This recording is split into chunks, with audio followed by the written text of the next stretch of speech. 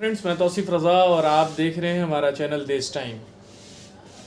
हिंदुस्तान की राजनीति के अंदर काफ़ी तो बर्ताव शुरू है और अलग अलग पॉलिटिशियंस, राज्यसभा के, लोकसभा के, विधानसभा के जो लोग हैं, मेंबर्स हैं, उनके बारे में बहुत सारे अटकलें सामने पेश आते रहते हैं। अभी आज के टाइम पे फ़िलहाल हम मुंबई के पॉलिटिशियंस और पॉलिटिक्स की बात, राजनीति और राजनीतिकरण करने वाले लोगों के ऊपर आज हम चर्चा करेंगे। और इसी बातों को लेकर आज हमारे साथ जो ख़ास मेहमान हैं वो जनाब फैसल अहमद साहब हैं। आज इन्हीं की मुलाकात राज्यसभा के एक मेंबर डॉक्टर फौजिया खान साहब से हुई, साहिबा जी से हुई। तो उनसे क्या बातें हुई, किन मुद्दों पर बातें हुई और भारत की राजनीति के अंदर, इंडियन पॉलिटिक्स के अंदर भारतीय राजनीतिकरण और सियासतदारान जो लोग हैं वो किस तरीके की सियासत करेंगे, उन्हीं के ऊपर चर्चा करने के लिए आज हमारे साथ फैसल अहमद साहब हैं। इन्हीं से हम जानने की कोशिश करेंगे आखिर क्या बातें हुई डॉक्टर फौजिया खान साहब से, साहिबा जी से, कि जो आपको अपने चैनल के अंदर इस्तकबाल करता हूँ। आज आपकी मुलाकात एनसीपी के एमपी डॉक्टर फौजिया खान साहब से आपकी आज मुलाकात हुई, जो राज्यसभा की मेंबर हैं। अच्छा, किन मुद्दों पर असल में आपकी उनसे मुलाकात हुई, क्या बातें हुई, क्या चर्चाएं हुई, हम जानना चाहते हैं। बहुत सारे ऐसे अटकले भी लगाए जा रहे हैं कि जो कुछ सियासत के अंदर उलटफेर होने की चांसेस हैं। तो क्या बातें हुई, आप बताएं। नहीं, उलटफेर की तो बात नहीं है। अब मैं एनसीपी में हूँ, राष्ट्रवादी कांग्रेस पार्टी में हूँ, और डॉक्टर फौजिया खान हमारी पार्टी की राज्यसभा एमपी हैं और काफ़ी सम्मानित जो है पॉलिटिकल वुमेन है। तो दूसरी बात कि हमारी जो आदर्श है, हमारी जो प्रेरणा स्रोत है, वो डॉक्टर फौजिया खान ही है। चूँकि किस तरह पार्टी में मेहनत करना चाहिए और किस तरह जो है पार्टी के लिए काम करके और कार्यकर्ताओं को जोड़ते हुए और किस तरह पार्टी को स्ट्रॉन्ग करना है और किस तरह आगे बढ़ना है, तो हमने उनकी जीवनी को देख करके, उनकी पॉलिटिकल कैरियर को देख करके हमने जो है काफ़ी कुछ सीखा है। और एक एनसीपी लीडर की हैसियत से हमने जो है डॉक्टर फौजिया खान, राज्यसभा की एमपी, उनसे हमारी मुलाकात हुई है और हमने बंगाल के इशू पे उनसे जो है हमने कई बातें, कई इशू पे जो है हमने चर्चाएं भी हमने उनसे की है। और हमने इच्छा भी जाहिर की है कि पार्टी को जो है बंगाल में स्ट्रॉन्ग किया जाए और किस तरह पार्टी को आगे हम ले जाएं कि आने वाले 5 सालों में हमारे भी एनसीपी से जो है एमपी और विधानसभा में जो है हमारे लोग जो है चुन करके वो सदन में जाएं। और आने वाले जिस तरह कॉरपोरेशन के इलेक्शंस हैं और पहाड़ पे जो जीटीए का एक व्यवस्था है भारत सरकार की ओर से, चूँकि दार्जिलिंग पहाड़ जो है वो एक अलग गोरखालैंड राज्य का डिमांड कई वर्षों से, कई सालों से चलता आ रहा है। तो मैं दार्जिलिंग क्षेत्र से आता हूँ और एनसीपी लीडर के रूप में मैं वहाँ काम कर रहा हूँ।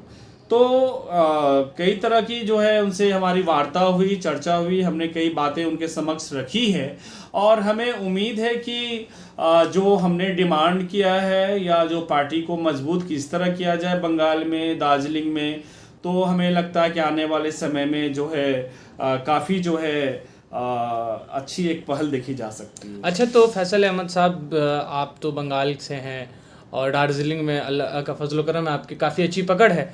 तो बंगाल के अंदर एनसीपी को मजबूत करने के लिए और मजबूती के इरादों से आपकी मुलाकात हुई। हाँ, ज़रूर ज़रूर। अच्छा, तो एनसीपी जो है अब अपना पांव फैलाना मुंबई के बाद जो है बंगाल की तरफ भी बढ़ने की कोशिश है। क्या हमारी पार्टी तो, राष्ट्रवादी कांग्रेस पार्टी तो नेशनल पार्टी है। हम तो पूरे हिंदुस्तान में, और हम सारे हिंदुस्तान में जितने भी राज्य हमारे हैं, तो हमारे प्रदेश अध्यक्ष हैं, हमारे वर्कर हैं। नॉर्थ ईस्ट में, मेघालय में भी हमारी गवर्नमेंट रह चुकी है। तो ये नहीं है कि हम बॉम्बे से जो है बंगाल हम जा रहे हैं। ऑलरेडी बंगाल में हम हैं, लेकिन बंगाल में पार्टी को किस तरह स्ट्रॉन्ग किया जाए पार्टी हित में, और जो राष्ट्रवादी कांग्रेस पार्टी का जो विचारधारा है, हमारे माननीय पार्टी के राष्ट्रीय अध्यक्ष शरद पवार साहब का जो विचारधारा है, वो किस तरह जो है आम जनताओं के बीच में बंगाल में जाए, हम उस पर फोकस कर रहे हैं। अच्छा, तो एनसीपी अपनी नींव को मजबूत करना चाह रही है बंगाल के अंदर। बिल्कुल बिल्कुल बिल्कुल बिल्कुल। तो इसीलिए आज आपकी मुलाकात डॉक्टर फौजिया खान साहब से।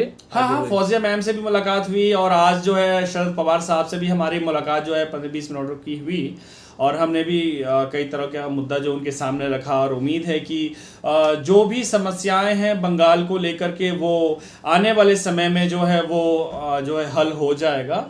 और देखिए पार्टी के प्रदेश अध्यक्ष हैं बंगाल के, एक्स मिनिस्टर हैं प्रबोध चंद्र सिन्हा, तो उनके नेतृत्व में जो है मुझे पूरा विश्वास है कि पार्टी जो है विकास करेगी और पार्टी जो है जन जन तक जा कर के और जो पार्टी का विचारधारा है, जो आइडियोलॉजी है कि जो भाजपा को रोकने का हमें काम करना है और तृणमूल कांग्रेस की सरकार बनी है और सरकार को किस तरह हम लोग सहयोग करें या जो योजना हमको धरातल पे लाना है किस तरह सरकार से मिलके हम बात करें, काम करें ताकि वो योजना जो है हमारे धरातल पे दिखे, तो इस पे हम लोग आगे एक साथ बढ़ेंगे। अच्छा, एक बात बताइए डॉक्टर फैसल साहब, जो है मेरा एक सवाल यहीं पे है कि जब बंगाल का इलेक्शन चल रहा था तब शरद पवार साहब ने कहा था कि हम ममता बनर्जी जी को खुल के सपोर्ट करेंगे, तो उसी मामलात में तो अभी जो है एनसीपी के और टीएमसी के तालमेल कैसे हैं, ये मैं आपसे जानना चाह रहा हूँ। देखिए, तालमेल तो बहुत अच्छे हैं, ये पूरी दुनिया जानती है, हिंदुस्तान की आवाम जानती है कि शरद पवार साहब और तृणमूल नेत्री ममता बनर्जी से बहुत अच्छे संबंध रहे हैं। जी जी। और देखिए जिस तरह बंगाल में जिस तरह का भाजपा ने अटैक करना शुरू किया, 50-50 हेलीकॉप्टर ले जा करके एक सेकुलर फेस को दबाना चाह रही थी, उनके पार्टी को तोड़ने का काम किया। कई एमएलए, कितने सांसद भाजपा में ईडी सीबीआई के डर से चले गए। और देखिए कि बंगाल की जनता ने किस तरह ममता बनर्जी को एक बार फिर से तीसरी बार मुख्यमंत्री बनाने का काम किया और हमारे पार्टी के राष्ट्रीय अध्यक्ष शरद पवार साहब ने जो है एकदम जो है समर्थन देने का काम किया और हमने पवार साहब के आह्वान पर हमने 11 जनसभाएं की हैं बंगाल में, जिसमें ममता बनर्जी जी, अभिषेक बनर्जी हो, प्रोफेसर सौगत राय जो लोकसभा के एमपी हैं, और कई क्षेत्रों में सिलीगुड़ी क्षेत्र हो या दार्जिलिंग हो या गौतम देव एक्स मिनिस्टर हैं डाबग्राम से, तो मैंने उनके लिए काम किया। कोलकाता में जा करके हमने शशि पांजा के लिए और विवेक गुप्ता जो अभी एमएलए बने हैं टीएमसी से, मैंने उनके लिए काम किया। तो जो पवार साहब का जो आदेश था वो तो मैंने फुल अच्छे से काम मैंने किया और प्रदेश अध्यक्ष ने एज ए अध्यक्ष होने के नाते उन्होंने जो सपोर्ट वहाँ किया है इसकी मैं प्रशंसा करता हूँ। लेकिन देखिए हमारा सिर्फ एक ही फोकस है कि बंगाल में पार्टी को हम किस तरह स्ट्रॉन्ग करें, क्योंकि देखिए हमारी भी इच्छा है कि मैं एमएलए बनूं, हमारे जो कार्यकर्ता जो काम कर रहे हैं कई सालों से उनकी भी इच्छाएं हैं। हर किसी पॉलिटिकल मैन का एक इच्छा होता है कि हम भी एक अच्छे पोजीशन पे जाएं, लेकिन जब तक हमारा नींव मजबूत नहीं होगा, जब तक हम स्ट्रांग नहीं दिखेंगे, तो फिर हम लीडर या एमएलए एमपी नहीं बन सकते। अच्छा फैसल साहब, यहीं पे मैं एक सवाल पूछना चाहूँगा आपसे कि जब बंगाल इलेक्शन हुआ था तो ऐसे अटकलें लगाए जा रहे थे कि आपके इलाके से आपको एमएलए का उम्मीदवारी दी जा सकती थी, मगर क्या वजह हुई जो आपको नहीं मिली या आपने नहीं ली? देखिए, भारतीय जनता पार्टी को रोकने के लिए हमने उस सीट की कुर्बानी दी है। हमारी भी इच्छा थी कि सिलीगुड़ी सीट और दार्जिलिंग सीट से मैं कॉन्टेस्ट करूं। यहाँ तक कि दूसरी पार्टी ने भी हमें सिंबल जो है मेरे घर पे भेज दिया था, लेकिन हमने वो सिंबल को एक्सेप्ट हमने नहीं किया।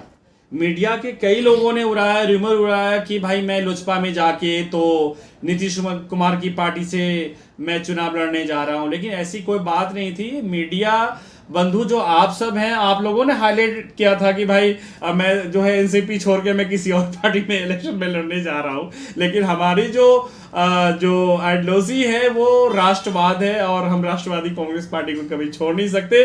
हम एमएलए बने या ना बने, पार्टी को स्ट्रॉन्ग करना है। और डॉक्टर फौजिया खान देखिए देश की एक बेहतरीन नेत्री है, हमने उनसे काफी कुछ सीखा है। देखिए हर पॉलिटिक्स में पॉलिटिकल लोगों का एक कोई ना कोई गुरु होता है, आदर्श होता है, तो उसी रूप में जो है डॉक्टर फौजिया खान जो है हमने काफ़ी सीखा है, प्रेरणा स्रोत हैं। और हमें लगता है कि उनके विचारधारा को और उनकी सोच को लेकर के मैं अगर आगे बढ़ूं तो हमें लगता है कि पार्टी हमारी काफ़ी स्ट्रांग होगी बंगाल में। शुक्रिया फैसल अहमद साहब। आज आपकी मुलाकात जो है डॉक्टर फौजिया खान से हुई, जो राज्यसभा की जो मेंबर हैं, और उनसे क्या क्या जो बातें हुई वो सभी आपने बहुत ही बेहतर तरीके से, उम्दा तरीके से आपने बताया, और किन किन तरीके से पार्टीज़ जो है अपना काम करेंगी। देखते रहिए दोस्तों देश टाइम।